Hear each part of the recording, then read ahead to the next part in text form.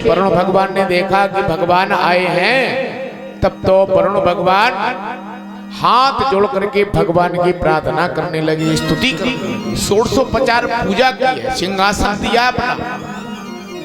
और दूर कारागार में बंद नंद बाबा ये सब देख रहे हैं कि ये तो हमारा कन्हैया है।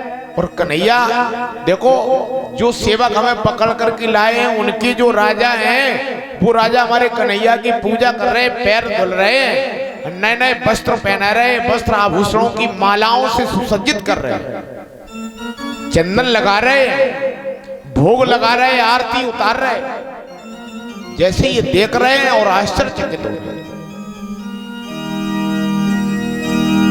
पूजा संपन्न हुई तो वरुण जी ने पूछा, आपका आना किस हेतु हुआ है महाराज? कन्हैया ने कहा, तुम्हारे कोई सेवक हमारे बाबा को पकड़ करके लाए हैं। वरुण जी ने कहा, हमारे कारागार में है। कहा, उनको मुक्त करो। तुरंत सेवकों को दिया आदेश, नंद बाबा को मुक्त करवाया और कन्हैया के साथ में नंद बाबा बाहर आ गए। अब जब बाहर आए तब तो नंद बाबा ने अपने कन्हैया की बहुत बड़ाई की ब्रजवासियों से, इतनी बड़ाई की, बड़ाई करते करते नंद बाबा ने कहा, हमें लगता है ये हमारा कन्हैया कोई साधारण नहीं है, स्वयं भगवान है। ब्रजवासी बोले, तुम्हें कैसे पता कि ये भगवान है? कहा, हम तो कारागार में बंद थे, लेकिन हमें सुनाई दे रहा था, अरे जहां हम बंद थे वो राजा कह रहा था, हे भगवान, हे प्रभु, हे स्वामी। हाँ, तो हमने सुन लिया, हमें लगता है ये भगवान है।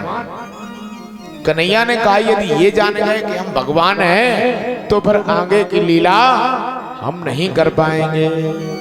कन्हैया ने बहुत प्रकार से बातें बनाई और बना करके उन बातों में उलझा दिया।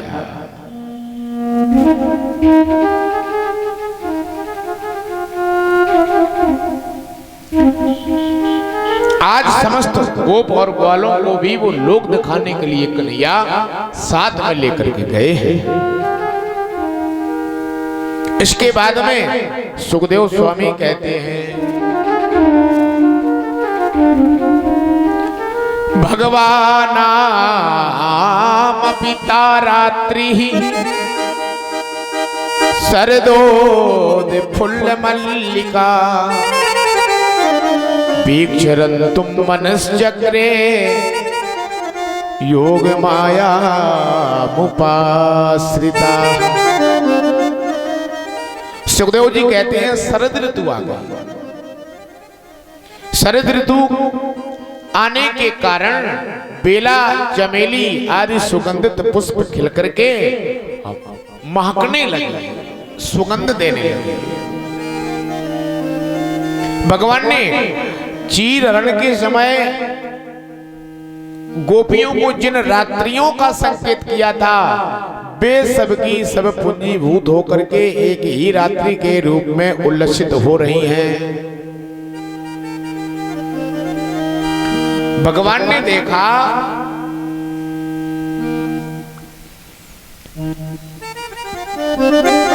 भगवान ने उन्हें देखा और देख करके दिव्य बनाया, इसलिए ये रात्रि और भी अधिक शोभा को पा रही है। गोपियां तो चाहती ही थी, अब भगवान ने भी अपनी अचिंत महाशक्ति योग माया के सहारे उन्हें निमित्त बना करके रसमयी रास क्रीड़ा करने का संकल्प किया है। क्या किया? रास लीला करने का संकल्प किया है। और जैसे ही ये संकल्प किया तो आज कन्हैया ने क्या देखा कि शरद पूर्णिमा में चंद्रमा अपने पूर्ण प्रकाश से प्रकाशित हो रहा है। उस दिन सुखदेव स्वामी कहते हैं, उस दिन चंद्रदेव का मंडल अखंड था। पूर्णिमा की रात्रि थी, मानो वे नूतन केसर के समान लाल लाल हो रहे हैं। हाँ, कुछ संकोच मिश्रित अभिलाषा से युक्त जान पड़ते थे, उनका मुखमंडल लक्ष्मी के समान हाँ मालूम हो रहा था। उनकी कोमल किरणों से सारा वन अनुराग के रंग में रंग गया था। वन के कोने कोने में उन्होंने अपनी चांदनी के द्वारा अमृत का समुद्र उड़ेल दिया था, ऐसा जान पड़ता था। और इस रात्रि का इंतजार केवल ब्रज की गोपियां ही नहीं कर रही थी, इस रात्रि का इंतजार न जाने कितने अमलात्मा विमलात्मा संत महात्मा भी कर रहे थे। कौन से संत महात्मा? तो बताया, वो संत महात्मा जो भगवान को अपना स्वामी मानते हैं और स्वयं को गोपी मानते हैं। गोपी हृदय वाले बड़े बड़े संत आज इस रात्रि का इंतजार कर रहे थे।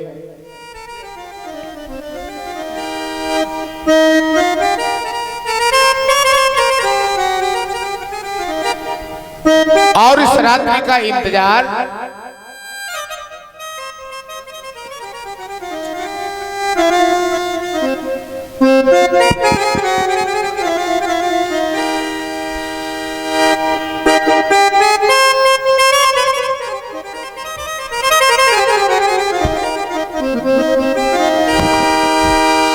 कृष्ण गोविंद हरि मुरारी, हे नाथ नारायण बस।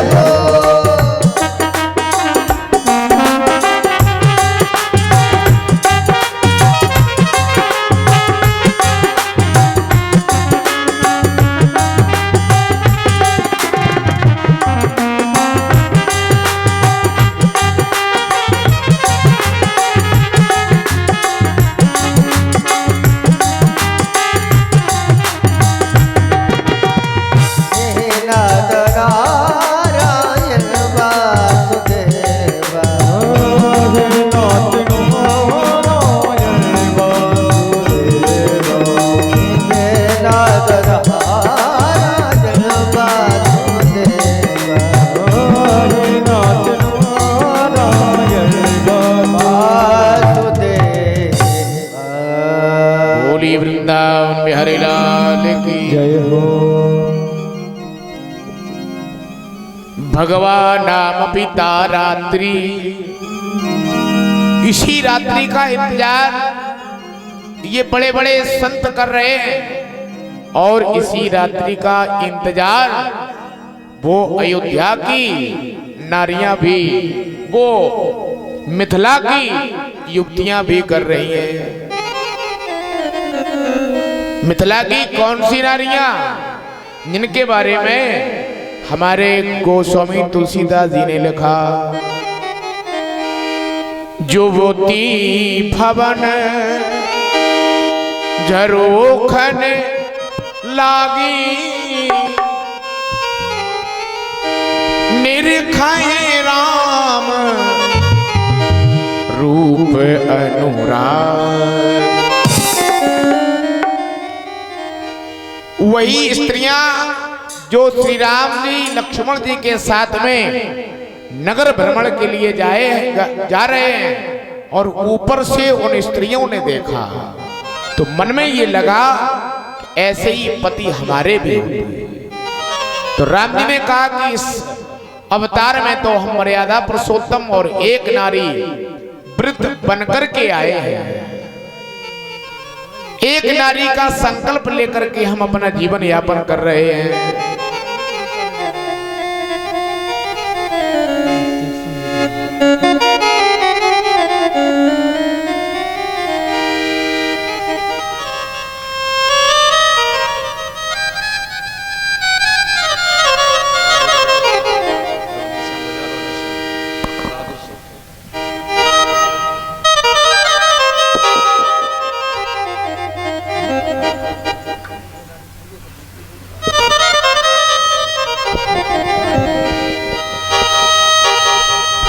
भगवान ने कहा मन ही मन में उन मिथिला की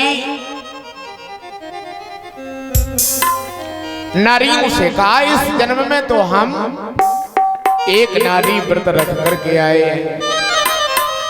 वहां मन ही मन कहा, और जब सूर्पनखा आई तो सूर्पनखा के सामने प्रत्यक्ष में बताया।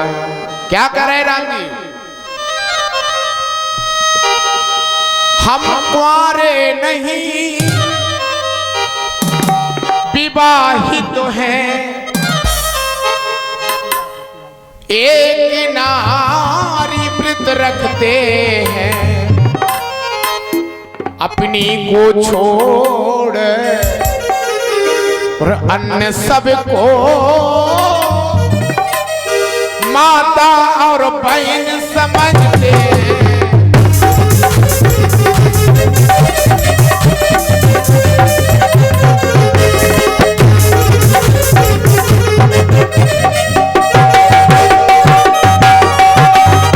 अतएव तुम्हारी ये आज्ञा, अतएव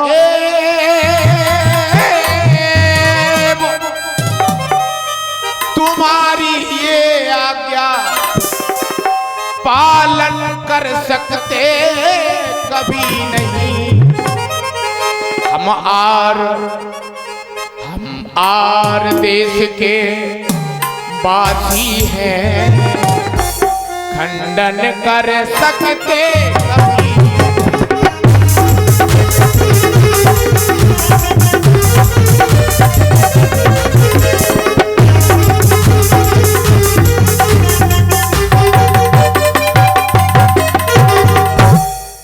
ये सारी की सारियां ये नारियां जो है वह सब इसी रात्रि का इंतजार कर रहे हैं कि कब वो रात्रि शरद पूर्णिमा की आए और भगवान ने जो वचन दिया वो वचन पूरा भगवान के द्वारा किया जाए। वो केवल मिथिला की नहीं बल्कि वो नारियां भी आज इस समय का इंतजार कर रही थी। कौन नारियां? जब भगवान को वनवास मिला है, वनवास का आदेश मान करके आज भगवान अयोध्या को छोड़ करके चले हैं। और नगर छोड़ करके जैसे ही चले और छोटे छोटे गांवों में होते हुए हमारे परमात्मा श्री राम जाते हैं तो नारियां मिलती हैं। भगवान के स्वरूप को देख करके वो नारियों की भी इच्छा होती है कि ऐसे ही पति हमें प्राप्त हो। उस मार्ग में महात्मा भी मिलते हैं, वह कहते हैं ये हमें प्रियतम के रूप में मिल जाए।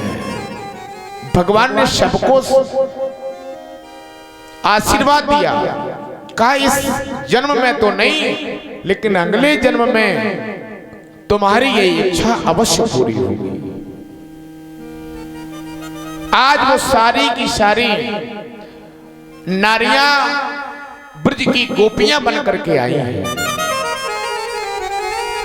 केवल जीव नहीं बल्कि संत महात्मा बताते हैं ब्रज में जो नारियां रास क्रीड़ा के लिए उपस्थित हुई वो वेद में 1 लाख ऋचाएं हैं। 1 लाख ऋचाएं आज गोपी का रूप रख करके उस ब्रज में उपस्थित हो गई इसी रात्रि।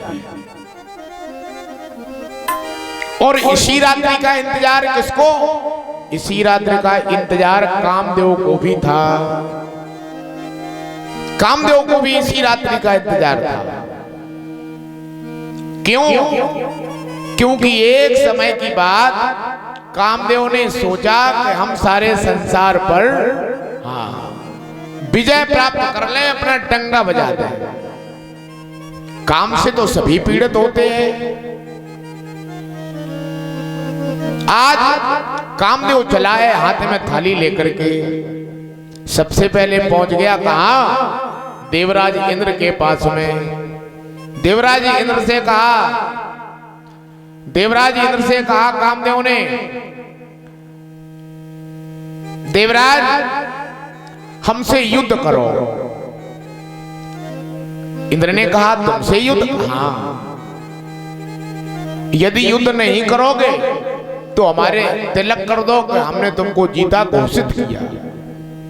इंद्र ने सोचा इस कामदेव से हम कैसे युद्ध करें, क्योंकि इंद्र तो पहले से ही कामी है, तो कामी पुरुष कैसे कामदेव पर विजय प्राप्त कर सकता है।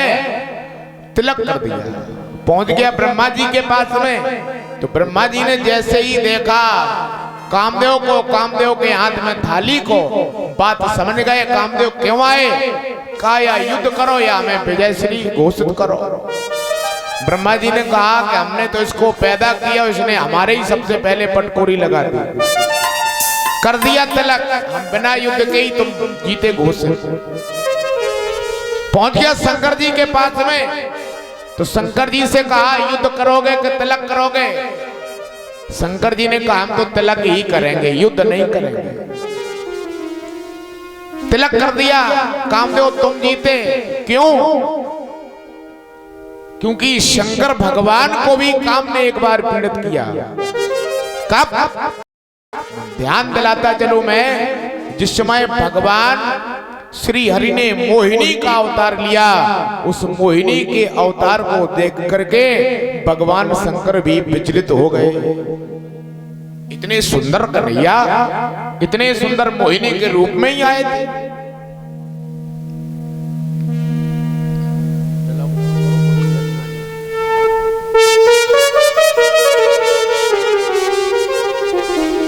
आज कामदेव पहुंच गया, एक एक करके सब देवताओं के पास में, मानवों के पास में, दानवों के पास में, सबने बिना युद्ध के तिलक कर दिया, विजय घोषित कर दिया। अब तो बहुत अभिमान आ गया इसको, बहुत अभिमान आ गया इसको। ये चला जा रहा था अपने अभिमान के वशीभूत होकर के। हुआ क्या, रास्ते में मिल गए देवर्षि नारद।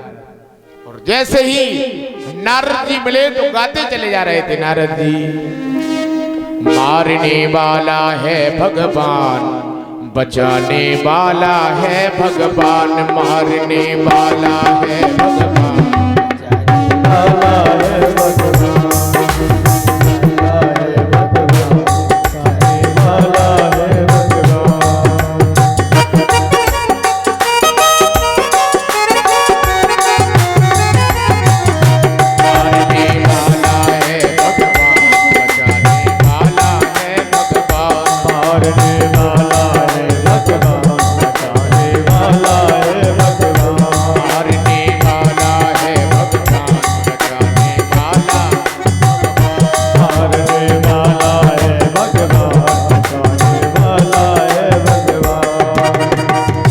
भी उसका क्या कर सकता हूँ, काल भी उसका क्या कर सकता,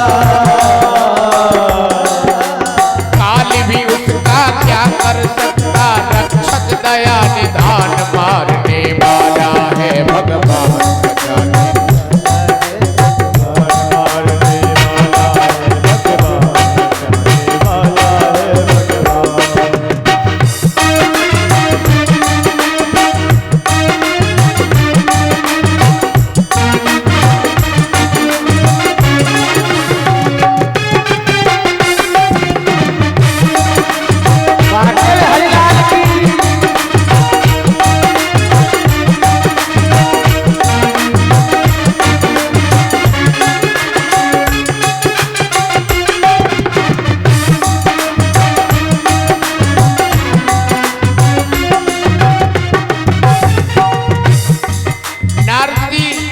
गाते हुए चले जा रहे थे।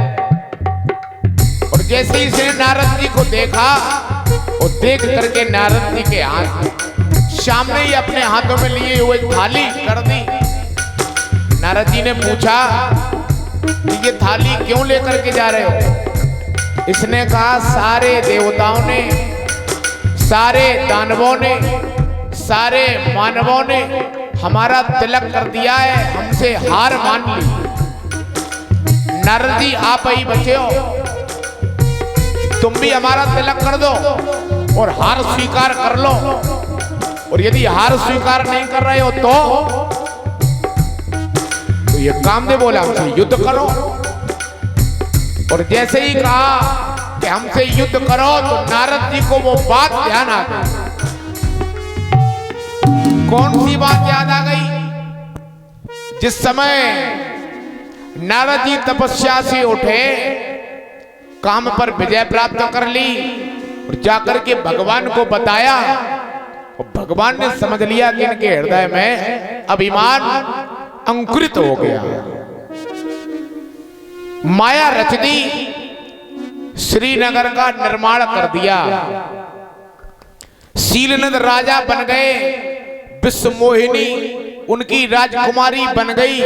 और देवर्षि नारद जिस समय वहां से गुजरे तो हाथ दिखाया गया उस पुत्री का, और हाथ तो नहीं देखा, पुत्री को देखा। दिखाया राजा ने हाथ और देखा कि हमें पुत्री मिल जाए, तो क्या स्थिति हो गई नारद जी की? नारद जी कह रहे हैं, हे विधि मिले कबन विधि बाला। हे विधाता, ऐसा कौन सा काम करें कि हमें ये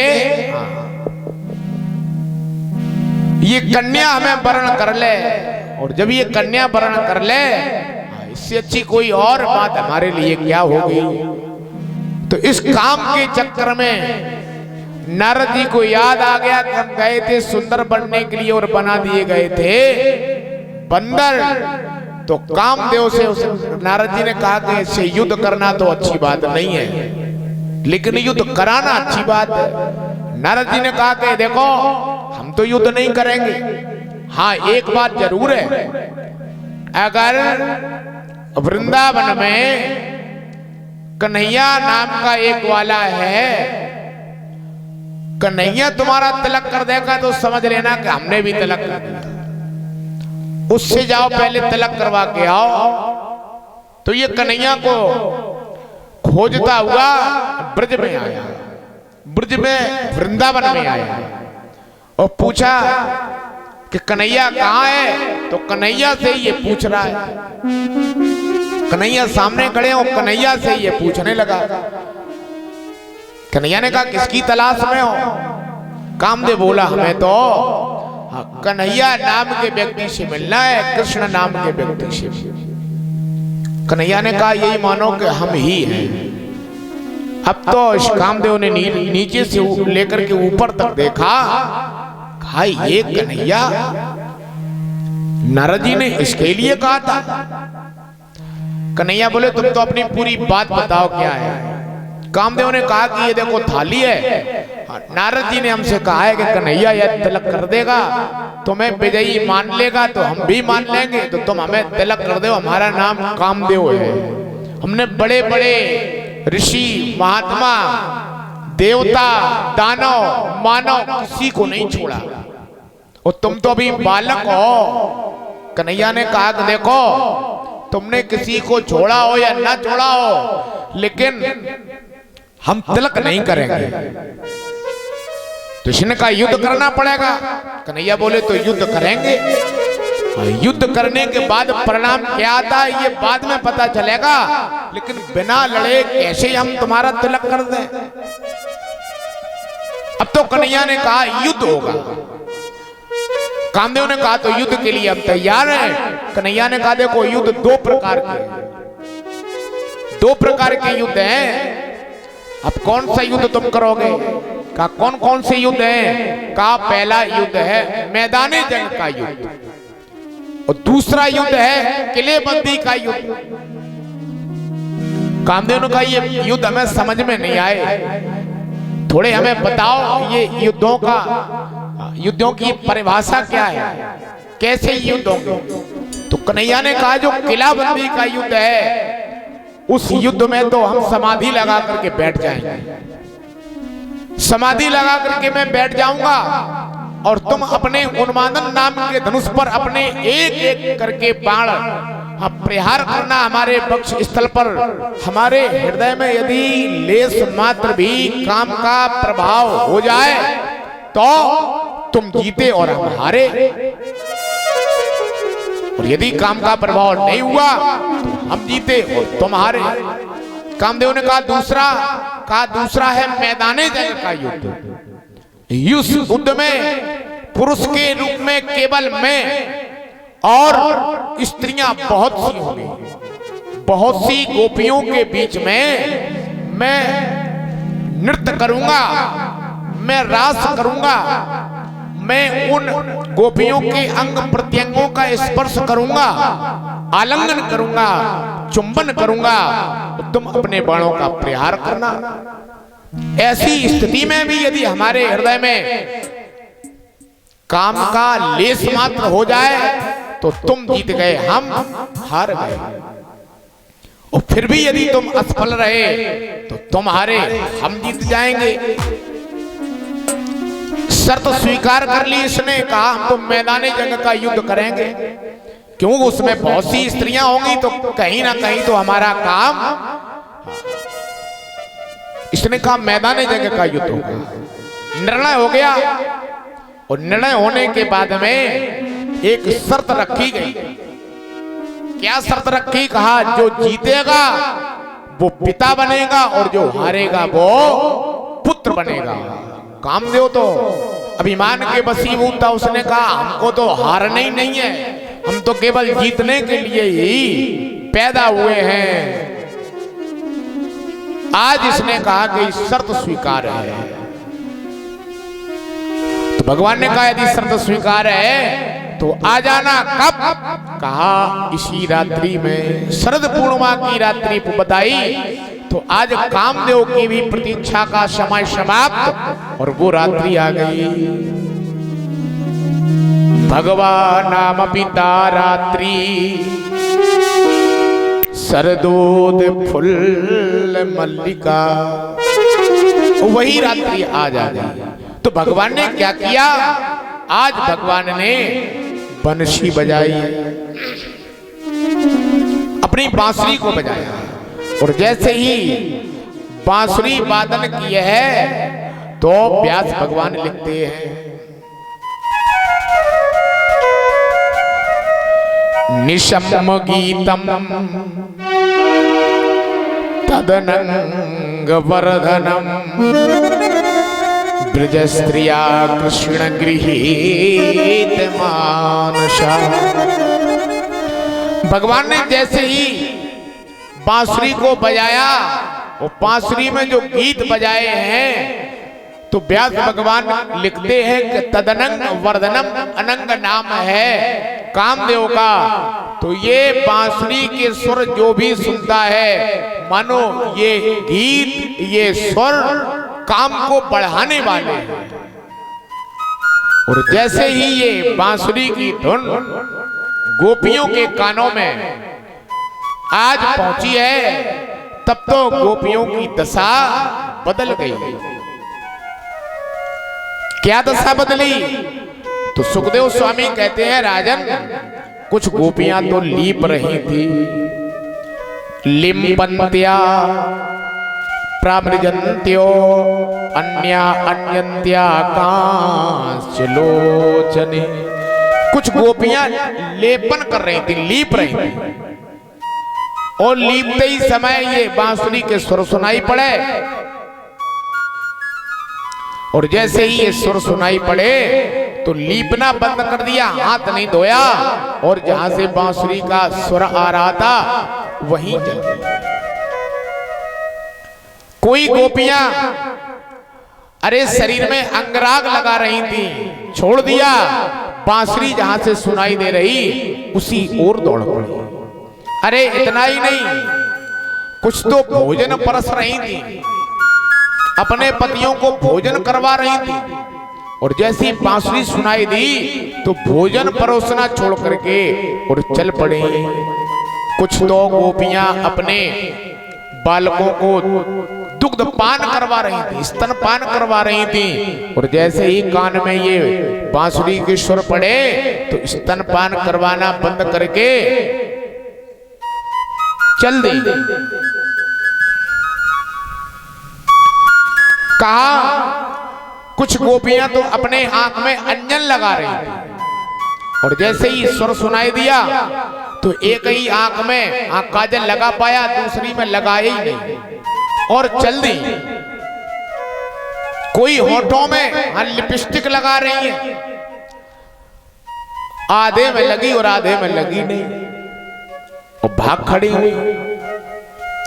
अरे ये तो बात छोड़ो, सुखदेव स्वामी कह रहे हैं कि जिस समय बांसुरी की ध्वनि गोपियों की श्रवण रंध्रों में पड़ी है, तो जो गोपियां कुछ तो ऐसी थीं कि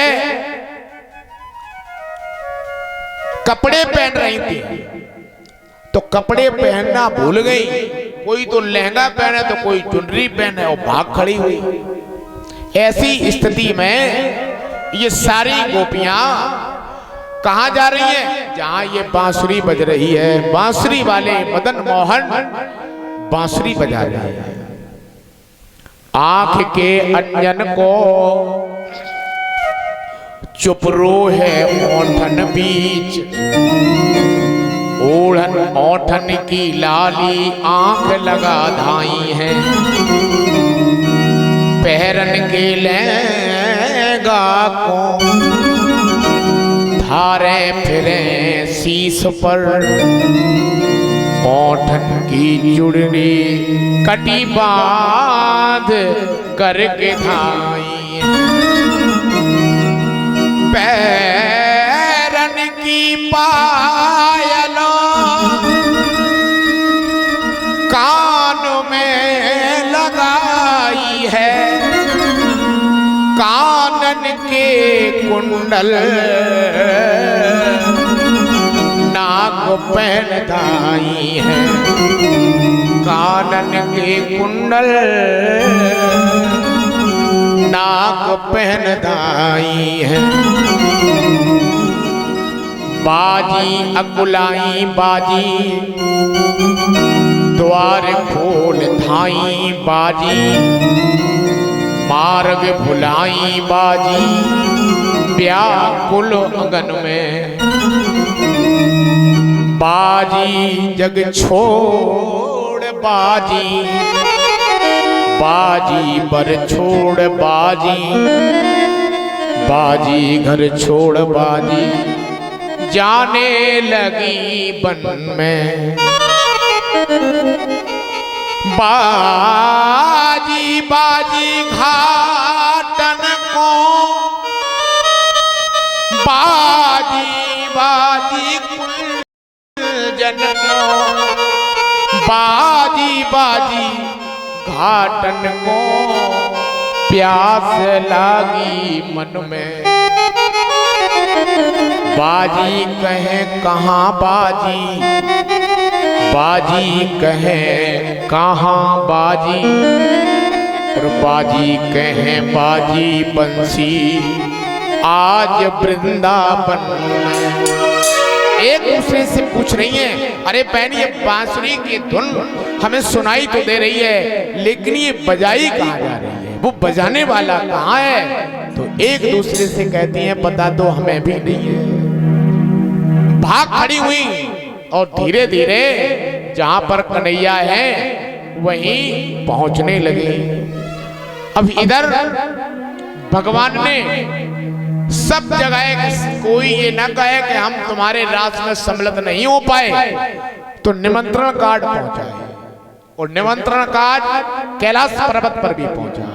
और जैसे ही कैलाश पर्वत पर पहुंचा तो आज मैया पार्वती अपना श्रृंगार कर रही है। 16 प्रकार का श्रृंगार आज करके रास लीला के लिए प्रस्थान करने वाली है। एक बात बता दें आप लोगों को, श्रृंगार का भी एक समय होता है। माताएं बहनें जब श्रृंगार करें तो उसका भी एक समय होता है। माताएं बहनों के लिए श्रृंगार का केवल सायंकालीन का समय है, बस। ये नहीं कि सवेरे से लगा ली लिपस्टिक और बस। क्योंकि श्रृंगार तो अपने पति को रिझाने के लिए किया जाता है, लेकिन आजकल की तो फैशन है, घरे जाए बिल्कुल हाँ कीचड़ लगाए फिर हैं, लेकिन बाजारे जे हैं तो फिर हाँ।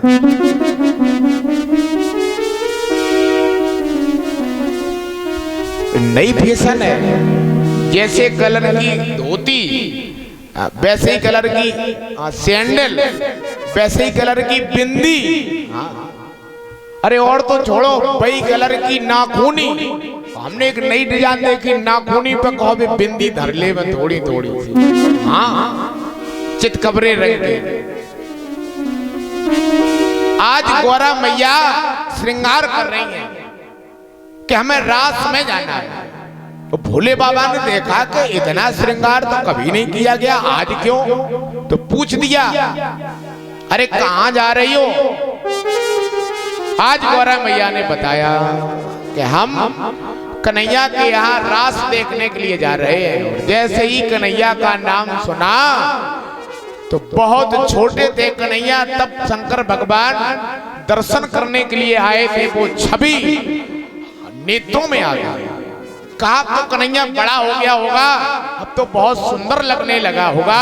अरे हमारे तो वो इष्ट देव हैं, मैं भी साथ में चलूंगा। मैया ने कहा आप नहीं जा सकते। कहा हम क्यों नहीं जा सकते? इसलिए नहीं जा सकते क्योंकि वहां पुरुष निषेध है, वहां केवल स्त्रियां ही स्त्रियां जा सकती हैं। भोले बाबा बोले तो कोई ना कोई तो विकल्प होगा। अरे कोई विकल्प बताओ जिससे कि हम रास देख लें। तो गौरा मैया बोली विकल्प एक ही है कि तुम नारी बन जाओ।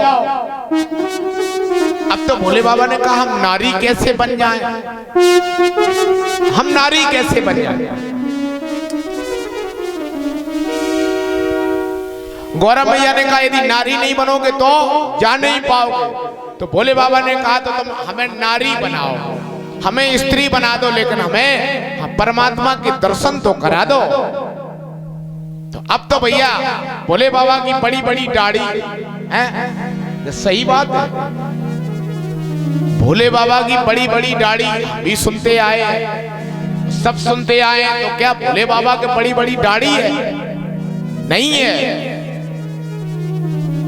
भोले बाबा की दाढ़ी नहीं है, ये तो कैलेंडर वालों ने हमें बताया कि भोले बाबा की दाढ़ी। देवताओं के कहीं दाढ़ी कुछ होती है ना?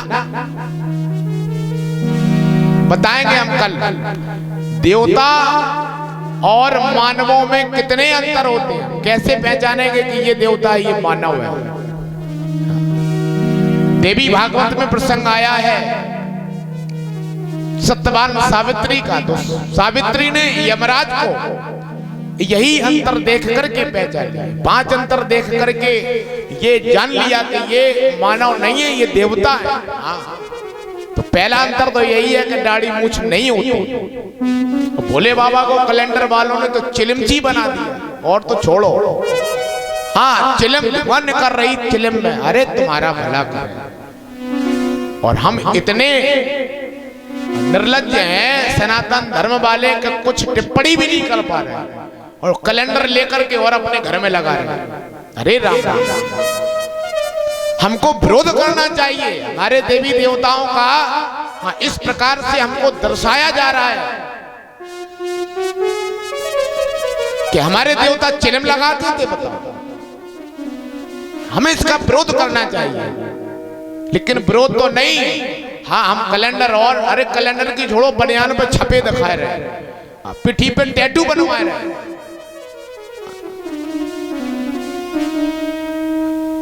बिल्कुल धर्म के प्रति बिल्कुल सजग होना चाहिए।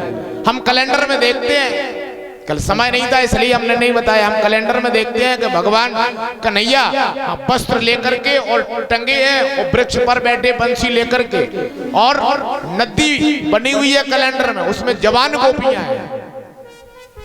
जवान गोपियां क्या दिखाया जा रहा है हम लोगों को कि हमारे कन्हैया नियत के सही नहीं थे। यही तो दर्शाया जा रहा है कि आने वाला भविष्य जो हमारे छोटे छोटे नौनिहाल हैं ये यही जाने कि ये तुम्हारे भगवान नहीं थे, ये तो चरित्रहीन थे। देखो तुम कैलेंडर, हमको गलत दिखाया जा रहा है और शौक से हम देख रहे हैं। समस्या यहां है